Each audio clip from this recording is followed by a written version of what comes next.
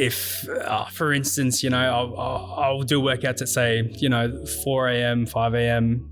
and no one's awake and you're running on the street alone, there's this bliss there. You know what I mean? Yeah. It's just you. There's no one else. You just listen to yourself breathing. There's this, it's kind of like this feeling of zen, right? Like 100%. It's just you, the sound of the pavement, your foot hitting the pavement, and just really enjoying that moment. That moment, because it's so hard these days to find those moments where we're so busy. Life's hectic. Everyone's got things going on. I think really pulling that aside and finding those moments is super important. Yeah, super important. And that was Ethan Uili, and this is Shoulders of Atlas. I'm your host, Jeff Pagsanjan, and welcome to episode 4. In today's episode, we catch up with Ethan Uili of EC Fitness. Ethan and I first connected at my local F45 where he was the head trainer. During that time, I developed an appreciation for his approach for being able to push yourself to your physical limits. I mean, it was not hard to notice what he was saying, especially when you first meet him. You immediately become aware of his physical appearance. He's athletic and physically strong, attributes that I thought to be indicators of a healthy person. However, as I interview more people on their perspectives of health, I've come to realize that health is more than just the physical aspects. Ethan agrees to this as well. He initially thought that health was trying to push your body to the limits, and this was due to his background in playing high-level rugby union, which served a purpose in achieving the ultimate success in winning championships. His ability to commit to hard work by doing early workout sessions and extra reps in training characterised his time playing union. Had it not been for the misfortune of an MCL tear in his knee, he may very well have had a long playing career. However, this setback helped shape Ethan's view on health to become broader, which is now also encompasses elements like emotional and mental. He sums this view up by saying that health is more about getting the most out of your life for as long as possible. We also dive into Ethan and his wife Cass's journey into owning their own gym. The operating conditions of lockdowns, physical distancing, and the ever-evolving uncertainty that was the pandemic at that time created the backdrop for their entry into small business ownership. Humbly starting in their backyard, using the equipment that they had available to them, they were able to service a loyal client base by adapting to the conditions of the time. Ethan admits that if it weren't for the support of his wife during the uncertain times, he would not have been able to do it. With the support of each other and the conviction to go for it, they were able to navigate the chaos and launch their own studio on Brighton Road. As Ethan has trained his fair share of clients as a PT, we explore the differences between people who achieve their goals versus those who don't. His influence in clients achieving their goals stems from working in alignment with his clients' objectives. However, honesty, being real, and having the courage to have difficult conversations with clients who aren't achieving their goals forms parts of Ethan's approach. This may create friction between client and trainer, but it is a necessary step in correcting course towards the ultimate success in achieving someone's goal. Now, let's not keep you any longer. I hope you enjoy this episode with Ethan Uili. All right, man, let's kick it off. All right, Ethan, thanks very much for giving up your time today to join us on the show and accepting the invite. So it's cool. Good. Happy to be here. Yeah. I'm really looking forward to diving deep into, like, obviously this project is based around trying to get different perspectives on health. And I think from your point, health is like a very broad topic. So from your point, what I'd really like to dive into is like mindset. I really feel like there's something that that you've been able to, I guess, as part of your career from where you've been to where you are is around mindset and how that has helped you go through through achieving some goals and obviously starting your own business. So that's what I'd really like to dive into today. And just for a bit of a background for some people out there that might not know who Ethan Uili is. So Ethan, can you, like, I guess 5 years ago from now, let's take a step back. Where were you 5 years ago and what were you? 5 years ago. So we had actually... we were still based in Sydney. Yep. So a lot of our pretty much our full life was in Sydney. We moved over to Adelaide about 3.5 years ago now. Yep. Obviously, it was a bit crazy in terms of house prices and a lot of things. So yeah, my full family's from here. Okay. I actually did my high school here, Yep. primary school. Yep. So I left straight after school, went straight to Sydney, and then I found my partner Cass, Yep. and we thought it was just the right opportunity for us to move back to Adelaide and kind of set up a bit of a base for us. Yeah, perfect. Yeah. And so our connection is that you used to be the head trainer at my local F45 back in the day, and I really clicked with the way that you sort of connected with me and pushed me in the way of being able to get the most out of myself out of every session. And I think it was not just in the session, it was just obviously what you do. You sort of, from the outside looking in, you live, breathe and eat health and fitness, and that's the thing that you bring into I guess you as a person, as a trainer, as a business owner. So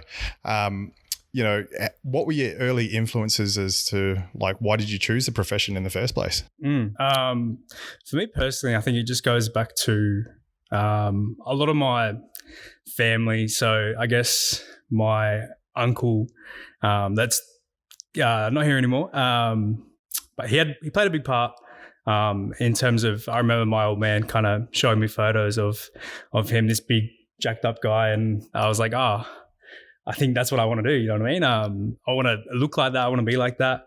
And then, it kind of just rotated this whole kind of thing around. I guess, initially I think it was a lot about just how I viewed myself physically. That's definitely how a lot of it started. I was very lucky to be playing a pretty high level of rugby union at the same time. Yep. So that played a massive part in my health and fitness.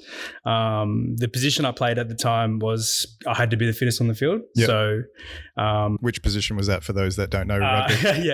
That was our open side flanker. I needed to be the fittest person on the field. So I took that quite personally. Yep. In terms of just being the fittest guy on the field. So you'd kind of find me up at 4 a.m. getting in extra work, getting in the extras, last one out of training, last one in the weight room. And I think, a lot of that that's where I found a lot of that passion, were those like kind of dark hours where it was just me and kind of, either an erg or a weight or just kind of me alone. What do you think sort of separates you from someone that, you were saying you did the early workouts, you did the 4 a.m. starts, you even got the extra reps in and that sort of stuff. What do you think separates you from, somebody else that didn't want to do those sorts of things? I've never really viewed myself as anything special. I kind of take the view as if you want it, you need to work for it. So that's always, like, my parents have always brought me up to that standard where it's always been along the lines of if you want it, you work for it. And that kind of paves the way for you to get things in life, and you need to work hard for them. Yeah. So that's kind of been definitely my mindset and my kind of how I definitely do things in my life. Yeah. But I think it's kind of where everything kind of streams from, I guess. So hard work, that work ethic of, really grinding. And for some people, they don't really enjoy the hard work. For you, how would you sort of define that? I guess as in terms of, as cliche as it is, the commitment over the motivation is a massive thing. I think it's so easy within this day and age to, I guess, want things so quick and so fast, without necessarily doing the things that are day to day, hard, slog, grind, things that, I guess normal people don't want to do. But I think there's true happiness and like almost a sense of achievement when you're doing things that other people don't want to do. When you're finding that there's just this clear, honestly, I don't even know how to explain it. If, for instance, I'll do workouts at say, 4 a.m., 5 a.m. and no one's awake and you're running on the street alone. There's this bliss there. You know what I mean? Yeah. It's just you. There's no one else. You just listen to yourself breathing. There's this, it's kind of like this feeling of zen, right? Like 100%. It's just you, the sound of the pavement, your foot hitting the pavement, and just really enjoying that moment. That moment, because it's so hard these days to find those moments where we're so busy. Life's hectic. Everyone's got things going on. I think really pulling that aside and finding those moments is super important. Yeah, super important. Yeah. So from what I get to sort of feel like, you said that you didn't find yourself as being the most talented or sort of player when it came to your rugby days. So the way that you found your edge to get something over your opponents was to do those extra workouts and do the early starts. And from what it sounds like, you found like a zen moment, a bliss, a certain pleasure out of being able to like take those extra hours in the morning that nobody else is doing and really enjoy that. Because I think from my own personal experience, unless you're really enjoying that, you're not going to want to get up those early starts and really start working those early grinds and those sorts of things. Yeah. Oh, for sure. I think those moments where you're really doubting and then you go and you do something like that, it's so euphoric. Yeah. Like, I guess you can really feel, I guess not only a sense of achievement, but a sense of happiness there. The overcoming the challenge is just such a different feeling than kind of living in a space of everything's comfortable. I know what's coming. That predictable kind of format, I just think we just get stuck in, you know what I mean? But yeah, I think just searching for uncomfortable moments is pretty key. Yeah, definitely.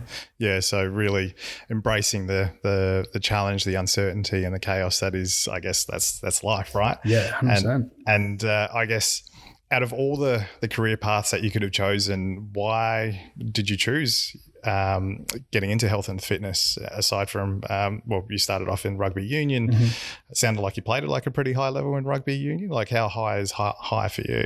Yeah,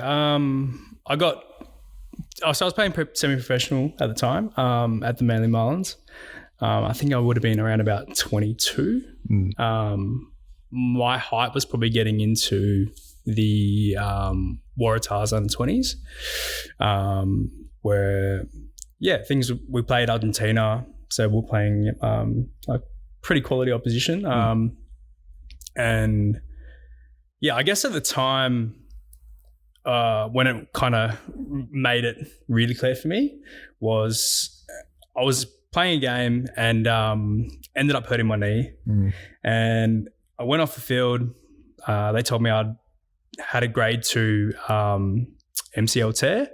So at the time I was pretty distraught. But it was interesting. Like I got told that, and then I went over to my trainer and I said, "Give me your gym keys." At the time, he owned his gym keys. And they put me in a brace. And about 30 minutes later, I was at the gym, just doing a workout. And I think back to that moment now, and it kind of defined a lot of where I'm at now. Yeah. I think it made it super clear that, for me, footy had kind of run its course for me. Yep. I wasn't getting a crazy amount of enjoyment from it. I was in a really happy space with my physical training, mental training. It was my happy place. So I wanted to spend as much time as I could and soak up as much as I could with the people that I was around, and it was just super clear at that moment that I was like, okay, this is what I want to do. Yeah. Why not just take it with two hands and just run with it and just see what happens. Yeah, it was almost in a way like the knee injury, you going into the gym not long after you're put into a brace. Like this, it's almost as if like this is your therapy room. Like, you know, you get a lot of self-satisfaction out of it and a lot of enjoyment and I guess healing in a way, you know? So Definitely. Yeah. I think it was, a massive moment. So so that's I guess that the path that's gotten to where you are at the moment and where we are right now is obviously in your own gym as well as Cass, your beautiful now wife. Yes. Both of you team together and open up your own gym here in Brighton. What was the motivation behind opening your own gym? So honestly, when we moved from Sydney back to Adelaide, it was always in the back of our minds that we wanted to help people. Whether it was initially, it wasn't a gym. It was for us. It was kind of just more along the personal training lines of helping people in the best way that we could, whether it be physically, mentally. But as we kind of went through the years of kind of working through, say, F45s or one-on-one personal training clients, it obviously kind of opened up our spectrum to kind of, okay, this is what we can kind of bring to the market. This is where we believe isn't probably the best, what people aren't doing right now. And we believe that we could just bring a better product in terms of PT service or group training that just isn't seen right now. So that was kind of our thinking behind it. But initially it was through kind of just coming over and we just wanted to see what Adelaide was like first of all, and then just move on from there.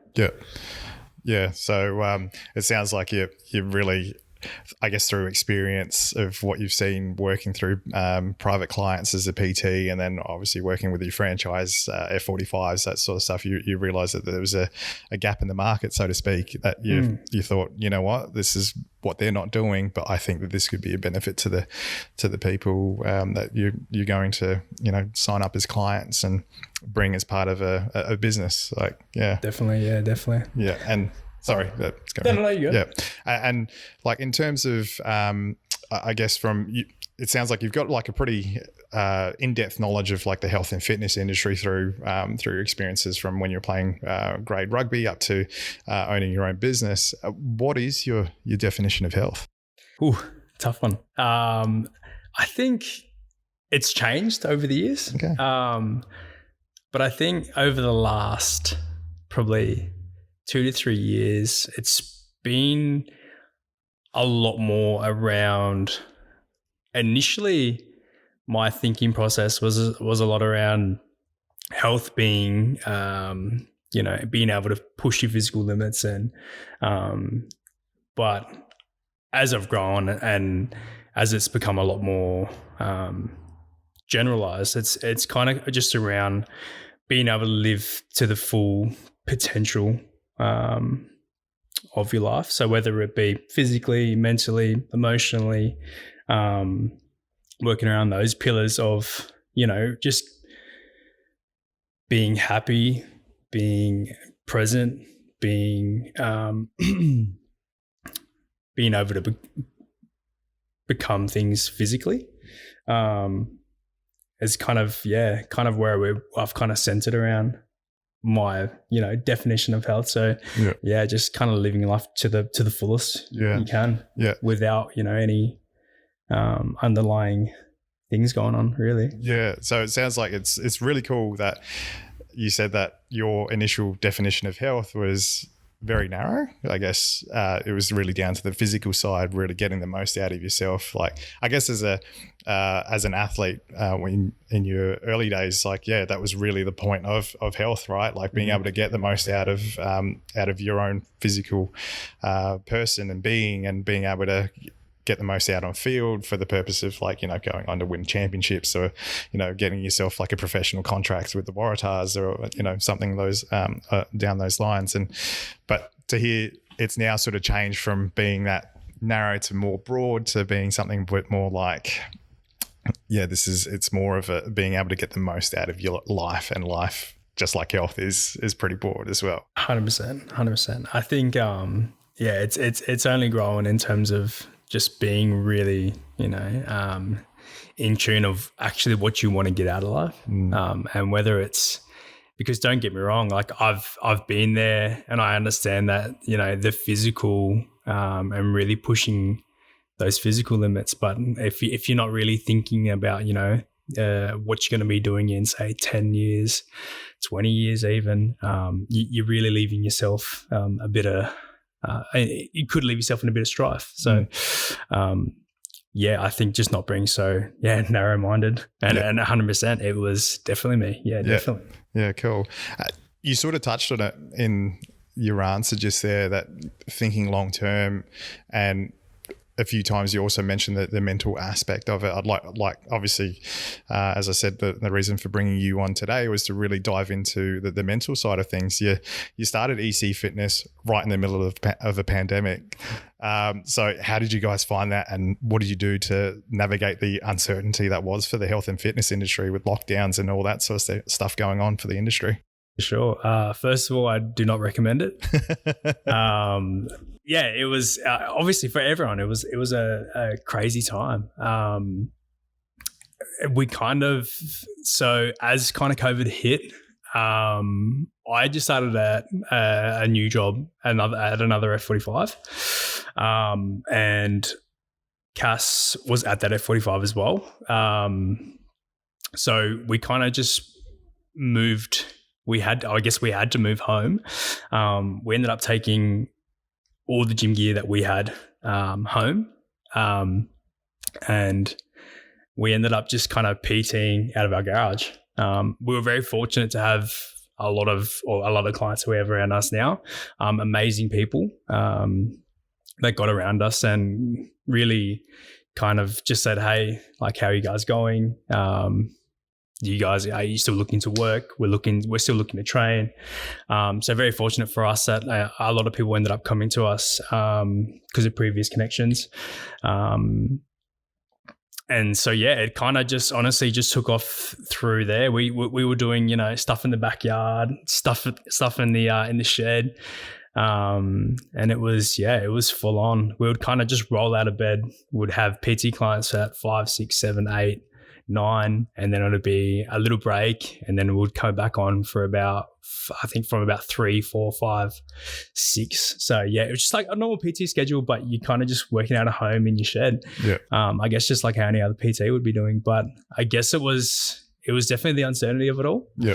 That was just like for everyone else. Because at the time, because we hadn't been working at the place that we were at, the F45 that we were at, the government wasn't giving out the grants. So we had to literally go, oh shit, we need to get everything together and kind of get our own business kind of rolling. Otherwise these grants won't be rolling until I honestly don't even know. I think it was about 3 months in. We got our first probably Centrelink payment, just like everyone else. Yep. But there were very uncertain times. Just like, it was busy. So for me and Cass, it was I was very lucky that I have Cass, and she held a lot of us up. So I was very fortunate. Sounds like Cass was like a really good source of support for you during that time. Oh, definitely. I can't say how many times how thankful I am for the support she gives me every day, especially during those times. We were both, super uncertain. Her and my family, they were very supportive, and I couldn't have done it without them at all. So we kind of got it rolling through one-on-one PTs. Then Cass decided to do up a website. which was EC Fitness website. Yeah. And we kind of just got a bit of traction. We started our Instagram because at the end of the day, we were sitting there thinking about, if we don't do this now, what's it going to be? We're just going to be sitting here forever. Yeah. I mean, COVID, like a lot of people did things they never thought they would do. So I definitely think it's like the silver lining in things. Yeah. That was like, okay, it's time for you guys to actually do something with this amount of time that you have now. Yeah. Sounds like you really took you took an opportunity out of, like, I guess the uncertainty and like I guess the darkness that could have been the pandemic at that time, with all the uncertainty and the lockdowns and the restrictions that were going on for the health and fitness industry. And sounds like you really decided to, instead of wallowing in the darkness, you were like, let's take a shot. It's now or never. It was why not now? Yeah. It's gone from the backyard workouts in the shed. So now we've actually got a venue which looks pretty schmick up here. We're up in the conditioning section, which will soon to be open next year, which is looking pretty cool. Nice. Yeah, it's good there. And so that was at that time. But I guess you would have trained a lot of clients throughout your years of experience throughout the industry, and see people hit their own fitness goals. What do you think? Definitely. What do you think works, and what do you think hasn't worked for some people? Like, what is the difference between someone that actually achieves it versus someone that doesn't? Oh, good question. I think I've definitely been refining the process. It's been about, from before, I think a lot of personal trainers think about it in terms of being something that's very physical. And so they train people in a physical format. I think what a lot of the PT industry is shifting to, well, hopefully is shifting to, is kind of understanding your client in terms of a personality, in terms of a background, and in terms of, I guess the physical comes obviously back into it. But I think understanding their personality and how to kind of manipulate that to what their goals are is definitely kind of worked for me. And kind of, instead of just going, okay, this is Jeff that I know very little about, but I'm going to get him to do XYZ. Instead of going, okay, this is what you want, this is what you need, this is who you are, and that's what I need to move forward with. Instead of working, against that and saying, oh, this is Sally, I'm just going to give her XYZ. So I think over the years, it's definitely moved into a position where it's like, especially for general pop, like I'm not talking athletes here or, very specific goal-driven people that want to do, XYZ. I'm just talking about your general pop clients that, you need to be working with and understanding, and to get them from A to B. Yeah. I think that's what, it does take. Yeah. That individual approach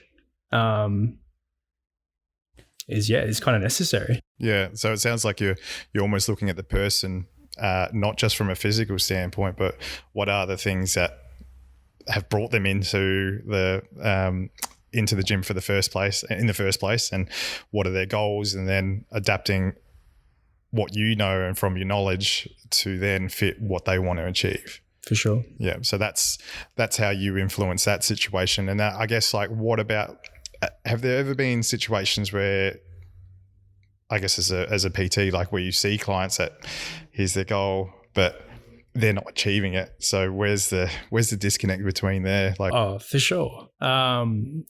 It's definitely a hard conversation, but as you spend years and years doing this, if you're not upfront with your clients, it's very hard to them to kind of gain your trust. And you know what I mean? Yeah. Like I've definitely had a couple clients where it's been like, realistically, this is where I need you, and this is where your goal is, but you're giving me minimal. So, I mean, being able to have that communication open and for people to kind of take that on board, it's going to take some working.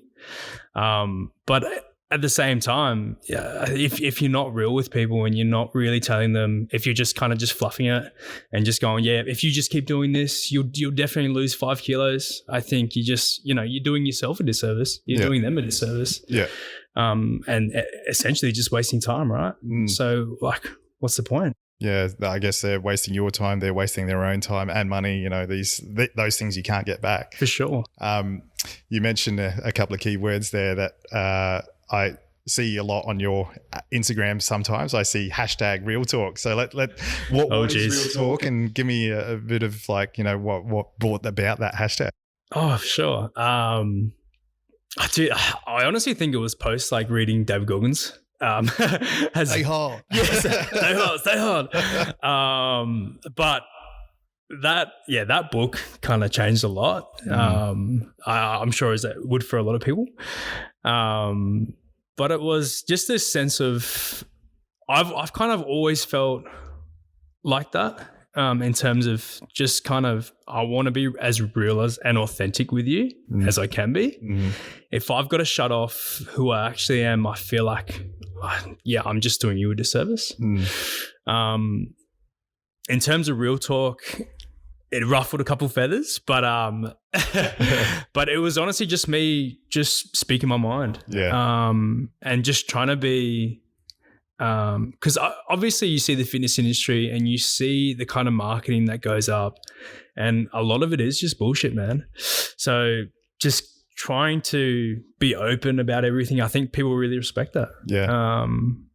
As hard as it is, maybe from it could be taken the wrong way, or you know what I mean. It might be detrimental to my business, but if I can't be like that with the people that I'm around every day, then I'll probably just take myself out of that situation, you know? Yeah.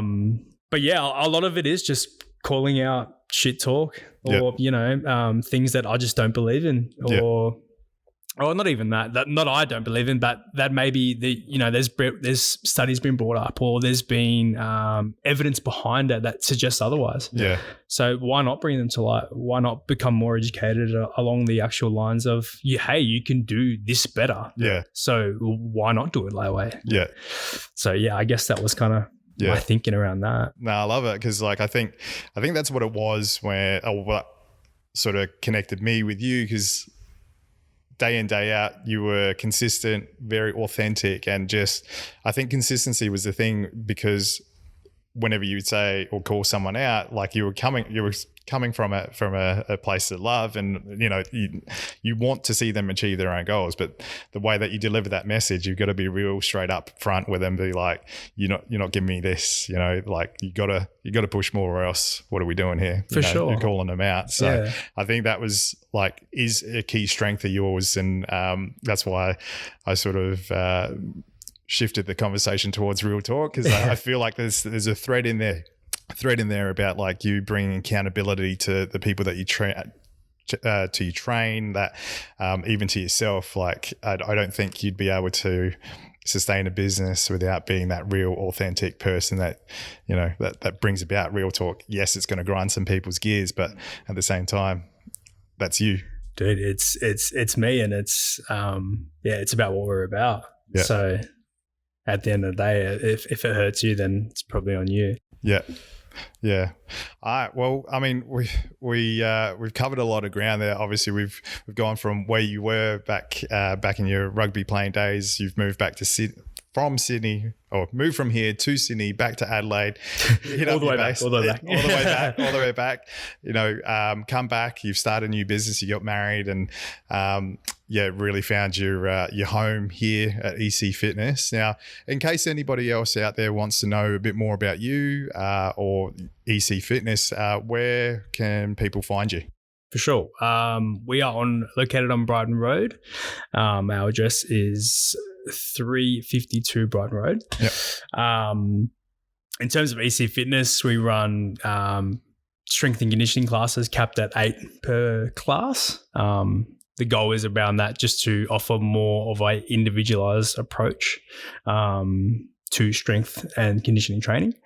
And yeah, help you on your fitness journey is the real goal. Yeah. I think, that's kind of where we're coming from right now, and what we want to do. Yeah. Well, hit them up. Obviously, if you want someone that's authentic, that knows their stuff and just really is going to give you that really personalized touch as part of group fitness training or even one-on-one. You're doing one-on-ones, did you mention? Or no, not yet. It's just not yet. Well, as part of the group fitness training and like coming into a place that is born out of authenticness and just being real. This is a place to be. So, Ethan, my man, it's great to team up with you. Thank you for having me. It's been great catching up with you, and I really love diving into your mindset of grinding and doing the hard work and getting stuff done. Thank you, man. Thanks for having me. No worries. Thanks, man. Well, there you go. Episode 4 with Ethan Uili of EC Fitness. I'm grateful that Ethan was able to take the time to catch up with me, to be a guest on the show and share his perspectives on health and fitness and the mindset of achieving one's goals. Now, as we're approaching the new year, those of you who may set yourself with a New Year's resolution to get into better shape, I hope you got some value out of our discussion surrounding the mindset of goal setting. Now, as this episode is airing in December, I'd like to give you the final tally of our Movember fundraiser. And the team and I were able to raise $2,640.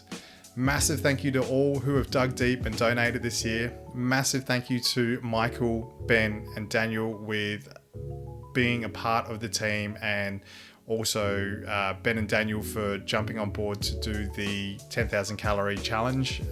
That's come and gone and was quite a success. It's definitely something that was physically challenging, but something that we have all agreed to never do again. So that's a one and done. But thank you again to everybody that's donated. Thank you to, again, Michael, Ben, and Daniel for your efforts with fundraising, and Ben and Daniel for jumping on board and helping me out with the physical challenge. Also, even though Movember has come and gone, this project is still going. After all, mental health awareness is not just a 1 month thing. So to keep up to date, please like the Facebook page, share this episode, drop a comment on, and also subscribe to the YouTube channel. So massive thank you again to everybody, and I hope you enjoyed this episode.